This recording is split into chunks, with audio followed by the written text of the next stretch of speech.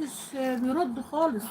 طب قول لي يا رب عليه، قول لي يا رب عليه مين وانا اروح اطلعه.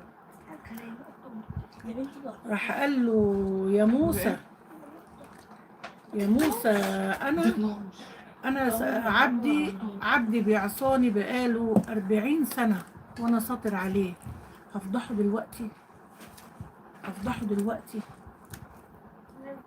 فالراجل سيدنا موسى اجى بقى، رجع تاني قال له طيب، رجع تاني قاعد يقول يا جماعة ربنا بيقول كذا كذا، العاصي يتوب، العاصي يتوب.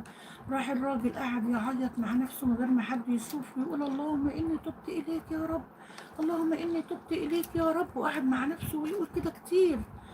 راح المطر نزل، راح المطر نزل. سبحان الله، ربنا قبل منه التوبة، لأن الراجل بيدعي ربنا بتوبة خالصة، بكلام طالع من قلبه وبخوف وبرعب، لما شاف قدامه الموقف وربنا مرضيش يفضحه. فراح سيدنا موسى لقى المطر نزل، ففرح قوي، والناس كلها فرحت وهاصت، والراجل ده فرح جدا، الحمد لله الحمد لله.